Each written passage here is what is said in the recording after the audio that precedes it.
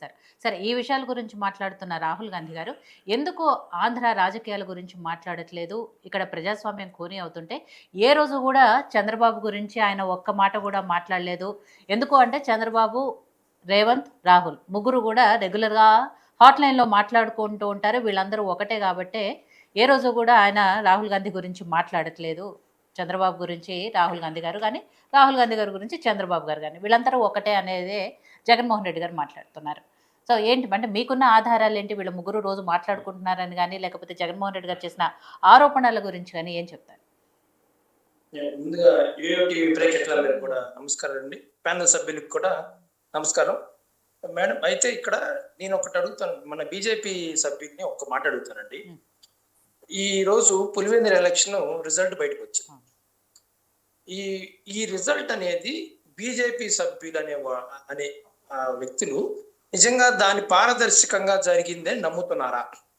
683 ఓట్లు వైఎస్ఆర్సీపీ పార్టీకి, 6700 ఓట్లు టీడీపీకి వచ్చినాయి.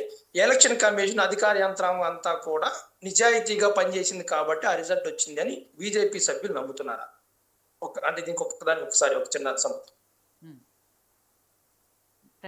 మేము నమ్ముతున్నాం. ఎందుకంటే 30 సంవత్సరాలుగా అక్కడ ప్రజాస్వామ్యమే లేదు. జగన్మోహన్ రెడ్డి వాళ్ళ తండ్రి నుంచి కావచ్చు, వాళ్ళ తాత నుంచి కావచ్చు, అక్కడ కమ్మంద హస్తాలతోటే మొత్తం పులివెందుల కావచ్చు, వీళ్ళందరూ ఒట్టిమిట్టని ఈ ఏరియా మొత్తం వాళ్ళ ఆధీనంలో పెట్టుకున్నారు మేడం. 30 సంవత్సరాల తర్వాత అక్కడ ఎలక్షన్లు జరుగుతున్నాయి. ప్రజలందరూ కూడా తీర్పిచ్చారు. ఈరోజు ఆంధ్రప్రదేశ్ ప్రజలందరూ చాలా సంతోషంగా ఉన్నారు అక్కడ టీడీపీ గెలవడం. 30 సంవత్సరాల నుంచి ఎలక్షన్స్ లేదు అని చెప్పుకోవడానికి ముందుగా ఫస్ట్ గా సిగ్గుపడాల్సిన వ్యక్తి చంద్రబాబు నాయుడు గారు. 30 సంవత్సరాల క్రితం ఆయన ముఖ్యమంత్రి అయిన తర్వాతే ఎన్నికలు జరిగినాయి. ఇవన్నీ కూడా ఆయన అధికారంలో ఉన్నప్పుడు కూడా లోకల్ బాడీ ఎలక్షన్స్ జరిగినాయి. రెండోది, జగన్మోహన్ రెడ్డి గారు తన పార్టీకి రాజీనామా చేసి స్వతంత్రంగా పోటీ చేసినప్పుడు 5,40,000 ఓట్ల మెజార్టీ వచ్చింది. ఆ రోజు ఆయన ప్రతిపక్షంలో లేడు, అధికార పక్షంలో లేడు. ఏ రకంగా స్వేచ్ఛగా ఓట్లు వేయలేకపోయినప్పుడు ప్రజలు, చంద్రబాబు నాయుడు గారు అధికారంలో ఉన్నప్పుడు కూడా లోకల్ బాడీ ఎలక్షన్ జరిగితే, దానికి కూడా 2001లో లోకల్ బాడీ ఎలక్షన్ జరిగితే అప్పుడు కూడా స్వతంత్రంగా ఓట్లు వేయలేకపోయారు జనం అక్కడ. పోనీ అంటే ఇప్పుడు ఏమంటారు, వైఎస్ఆర్సీపీ పార్టీ అభ్యర్థి ఎవరైతే ఉన్నారో ఆయన సొంత గ్రామంలో 1,400 ఓట్లుంటే ఆయనకి వచ్చింది 683 ఓట్లు. ఇక్కడ విచిత్రకరమైన విషయం ఏంటి, నేను ఇదంతా ఎందుకు చెప్తున్నానంటే, ఇక్కడ బీజేపీ పార్టీయా కాంగ్రెస్ పార్టీ ఆరోపణలు చేసిందా, బీజేపీ పార్టీ ఆరోపణలు చేసిందా కాదండి. మీకు ఇంకో విషయం చెప్పాలి. మీ బీజేపీ మినిస్టర్ గారు, సెంట్రల్ మినిస్టర్ గారు ఠాగూర్ అనుకుంటా, ఆయన యంగ్ మినిస్టర్, ఆయన నిన్న ప్రెస్ మీట్ పెట్టి ఒక మాట అన్నారు. కాంగ్రెస్ పార్టీ అధికారంలో ఉన్నప్పుడు ఇట్లాంటి ఎన్నో చేసింది, ఇటలీ పౌరసత్వం ఉన్న సోనియా గాంధీకి ఇక్కడ ఓటు పుట్టించారు అని. అంటే ఆయన కూడా ఈ రెండు పార్టీలు ఏం చేస్తున్నాయి అంటే, ఇక్కడ ఎలక్షన్ కమిషన్ పక్కన పెట్టేసి అసలు తప్పు చేయకుండా ఉండాల్సింది ఎలక్షన్ కమిషన్. ఈ పార్టీల మీద రుద్దేసుకొని ఈ బీజేపీ అభిమానులు లేకపోతే కాంగ్రెస్ పార్టీ అభిమానులు ఎలా తయారు చేస్తున్నారంటే, మీరు తప్పు చేయలేదా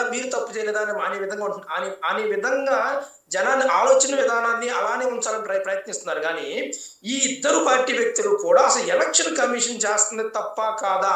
ఎలక్షన్ ప్రజాస్వామ్యం అని పేరు పెట్టుకున్నాం. మన రాజ్యాంగానికి, మన దేశంలో జరుగుతున్న విధానానికి ప్రజాస్వామ్యం అని పేరు పెట్టుకున్నాం. ప్రపంచంలో అతిపెద్ద ప్రజాస్వామ్యం అని పెట్టుకున్నాం. ఆ ప్రజాస్వామ్యానికి మొట్టమొదటి మెట్టు ఏంటి అని అంటే ప్రజల అభిప్రాయంతో గెలిచిన వ్యక్తులే ప్రజలను పరిపాలించడం అనే దానికి ప్రజాస్వామ్యం అనేది మొత్తం 99% డిపెండ్ దేని మీద అయిందంటే దీని మీదే అయింది. ఎలక్షన్ విధానం మీద డిపెండ్ అయ్యింది. ఈ రాహుల్ గాంధీ గారు మాట్లాడి నేను చాలా అప్రిషియేట్ చేస్తాను. ఎందుకనంటే ఆయన ఏమన్నారంటే, ఆ ఎలక్షన్ లో ఉన్న ఒక్క పార్లమెంట్ సెగ్మెంట్ లో 1,250 ఓట్లు ఈ విధంగా ఉన్నాయి అని చెప్పి చూపించారు. అక్కడ బీజేపీ మీద ఆయన ఒకవేళ ఆరోపణ రాజకీయ పరంగా చేసి ఉండొచ్చు, కానీ ఆయన ప్రధాన ఆరోపణ చేసింది ఎలక్షన్ కమిషన్ మీద. దానికి బలపరుస్తూ నిన్న బీజేపీ సెంట్రల్ మినిస్టర్ గారు కూడా వాళ్ళ అధికారంలో ఉన్నప్పుడు ఈ తప్పులు చేశారు అని మాట్లాడారు. అంటే ఎలక్షన్ కమిషన్ అనేది అంత ముందు పని చేయలేదు, ఇప్పుడు పని చేయలేదు అనేది అర్థం చేసుకో. ఒక సామాన్యుడు ఏ పార్టీకి చెందిన వ్యక్తి ఏం అర్థం చేసుకోవాలి దీన్ని బట్టి ఏం అర్థం చేసుకోవాలి అనేది ఇక మరి బీజేపీ సభ్యులు చెప్పాలి. ఇక్కడ నేను మాట్లాడుతుంది ఒకటి, ఎలక్షన్ కమిషన్ వదిలేసి పార్టీల మీద రుద్దటంతో అసలు విషయం అవుతుంది. ఇంకో విషయం, ఎలక్షన్ కమిషన్ ఎందుకని ఇప్పుడు రాహుల్ గాంధీ గారు పెట్టిన ఆ ప్రెస్ మీట్ మీద ఎలక్షన్ కమిషన్ ఎందుకని దాని మీద స్పందించలేదు? లేదు రాహుల్ గాంధీ గారు ఇచ్చిన డేటా తప్పు అని ఎందుకని అనలేదు అసలు? ఎందుకు అన్నది? ఆ ఎలక్షన్ డేటా కమిషన్ కరెక్ట్ వెంటనే అనుకుంటే రిప్లై ఇచ్చింది. ప్రమాణం చేయమని ఎలక్షన్ కమిషన్ అఫీషియల్ గా రిప్లై ఇచ్చింది. మీ ఫేక్, మీరు ఇచ్చిన ఏదైతే రిపోర్ట్ ఉందో అది ఫేక్ అని చెప్పి మీరు అఫిడవిట్ లో ఇవ్వాలని చెప్పి ఎలక్షన్ కమిషన్ స్పష్టంగా చెప్పింది.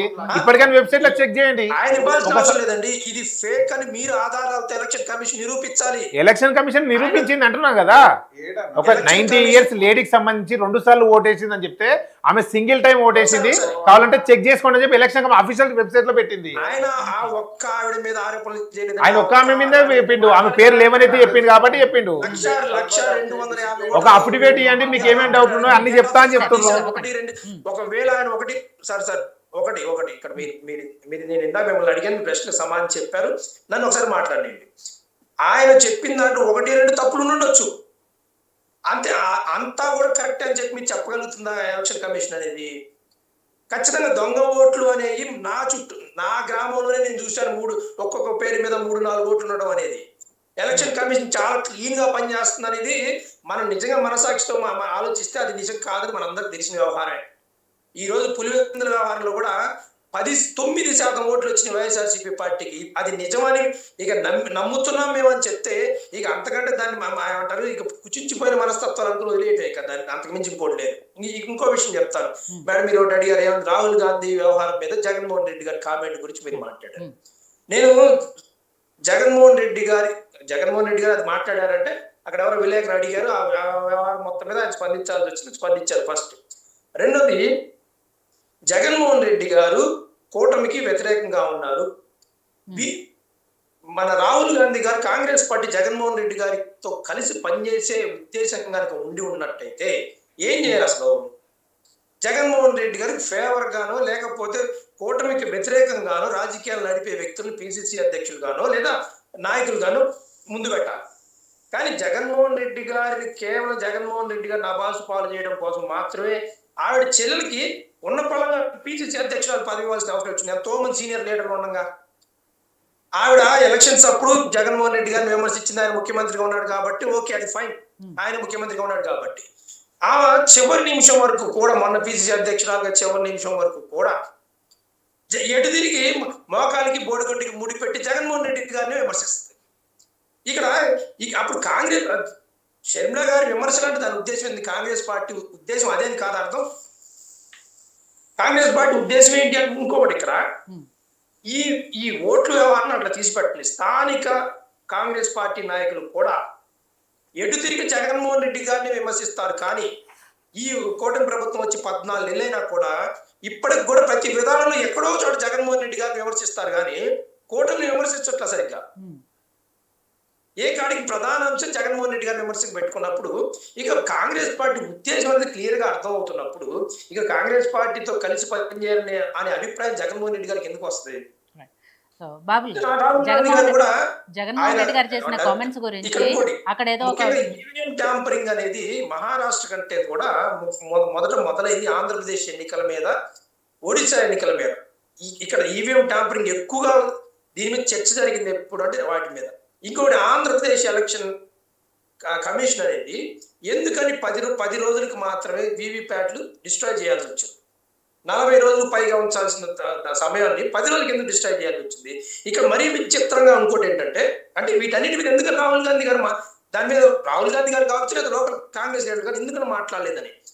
బాలినేని శ్రీనివాసరెడ్డి గారు, ఎంత విచిత్రం అంటే, బాలినేని శ్రీనివాసరెడ్డి గారు 5 లక్షల రూపాయలు ఎలక్షన్ కమిషన్ కట్టి 12 బూతుల మీద రీవెరిఫికేషన్ పెడితే మేము రీవెరిఫికేషన్ చెయ్యం, మేము కొత్త ఈవీఎంలు పంపుతాం, వాటి మీద మీరు వెరిఫై చేసుకోండి అని చెప్పడం అనేది, అది కనీసం ఏమంటారు ఒక స్కూల్ పిల్లవాడికి కూడా సమాధానం చెప్పండి. ఏమంటారు ఒక 7th క్లాస్ 8th క్లాస్ చదివే పిల్లవాడు కూడా అలాంటి డౌట్ అడిగితే వాళ్ళ టీచర్ కూడా అంత దారుణంగా చెప్పరు. ఇది నిజం, అసలు ఎంత దారుణం అంటే అసలు అది. నేను ఆయన 5 లక్షల రూపాయలు కట్టింది దేనికి? నాకు ఈ ఎలక్షన్ మీద డౌట్ ఉంది, ఆ బూత్ మీద నాకు డౌట్ ఉంది, వాటిని మళ్ళీ వెరిఫికేషన్ చేయండి మా ఎదురుగా. పైగా ఎలక్షన్ కమిషన్ కల్పించిన ఆ ఏర్పాటు 5% వీవీప్యాట్లని మళ్ళీ డబ్బులు కట్టి వెరిఫికేషన్ చేయించుకునే అవకాశం కల్పించింది ఎలక్షన్ కమిషన్. చాలా సింపుల్. ఇన్ని మాట్లాడుతున్నాడు. వేటి మీద ఎలక్షన్ కమిషన్ స్పందించదు. 10 రోజులకి ఎందుకు డిస్ట్రాయ్ చేశారన్న స్పందించదు. ఇదేంటి వెరిఫికేషన్ పెడితే 10th క్లాస్ పిల్లోడు మార్కులు తగ్గినాయి అని చెప్పి, అది ఇంటర్మీడియట్ పిల్లోడు మార్కులు తగ్గినాయి అని చెప్పి రీవెరిఫికేషన్ పెడితే ఆ పేపర్ ఎగ్జామ్ దాన్ని మళ్ళీ రీవెరిఫై చేస్తారు కానీ మళ్ళీ కొత్త పేపర్ తీసుకొచ్చి ఒకసారి చూసుకోండి అని చెప్తారా? వేటి మీద కూడా కాంగ్రెస్ పార్టీ వాళ్ళు, ముఖ్యంగా లోకల్ కాంగ్రెస్ పార్టీ వాళ్ళు రాహుల్ గాంధీకి ఎటువంటి ఇన్ఫర్మేషన్ ఇవ్వలేదా? ఒకవేళ ఇచ్చినా కూడా ఆయన స్పందించలేదా? ఎందుకంటే స్పందించట్లేదు అని జగన్మోహన్ రెడ్డి గారి ఓ మాట అంతే. దాంతో స్థానిక కాంగ్రెస్ లీడర్ని ఆయన మీదకి ఎగదొస్తున్నారు కాబట్టి ఆయన స్వతహాగానే కాంగ్రెస్ పార్టీ దూరంగా ఉండాలని డిసైడ్ అయిపోయారు ఇంకంతే. రైట్. సో బాబుల్ గారు, జగన్మోహన్ రెడ్డి గారు రాహుల్ గాంధీ గారి మీద ఏదో చేసిన ఆరోపణలకి, అంటే అక్కడ ఏదో విలేకరు అడిగితే దానికి ఆయన ఆన్సర్ చెప్పాల్సి వచ్చింది, అది చెప్పారని. సరే, అది దాని విషయంలోనే ఆయన మాట్లాడుతూ కాంగ్రెస్ నాయకులు, సీనియర్ నాయకులు మాణిక్యం ఠాగూర్ గారిని ఉద్దేశిస్తూ వ్యక్తిగతంగా ఆయన కొంచెం మాట్లాడారు, ఒక పదజాలం కూడా వాడారు, అంటే వాడు వీడు అని మాట్లాడారు. అదెంతవరకు కరెక్ట్ అంటారు? ఎవరి గురించి మేడం వాడు వీడు అన్నది? మాణిక్యం ఠాగూర్ గారి గురించి.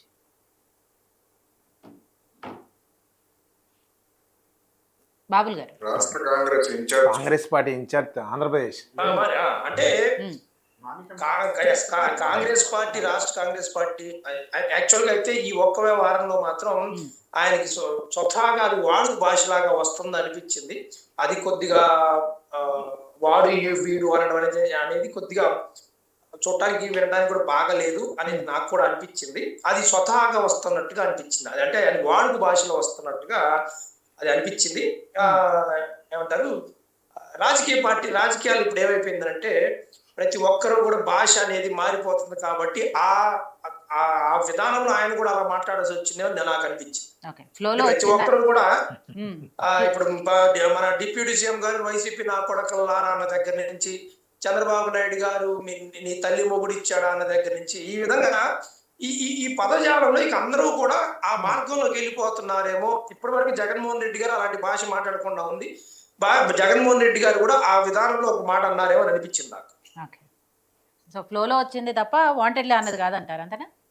వాంటెడ్, ఎందుకంటే ఆయన గతంలో కూడా వేరే ప్రెస్ మీట్లో కూడా మాట్లాడుతున్న సందర్భంలో ఆ పదజాలం అంటే మామూలు నార్మల్ లీడర్ల గురించి కూడా, ఒక డ్రైవర్ గురించో లేకపోతే ఒక ఓటర్ గురించి మాట్లాడితే కూడా వాడు ఎవడో ఉన్నాడు అక్కడ అనే పదం నేను 2-3 సార్లు విన్నాను. సో ఆయన ఫ్లోలో మాట్లాడిందే కానీ అది వాంటెడ్ గా మాట్లాడింది కాదు అది. రైట్. సో కోటేశ్వర గారు, ఒకప్పుడు ఈ ఎన్నికల గురించి వస్తే ఈవీఎంల ట్యాంపరింగ్ గురించి ఎక్కువగా చర్చ జరిగింది, వాటి గురించే మాట్లాడుకున్నాం కూడా. కానీ ఇప్పుడు కొత్తగా ఓట్ చోరీ అంశం తెర మీదకి రావడంతో దాని మీదే దేశవ్యాప్తంగా చర్చ జరుగుతోంది. కాంగ్రెస్ పార్టీ నాయకులు ర్యాలీలు, ధర్నాలు, నిరసనలు రకరకాలవి చేస్తున్నారు.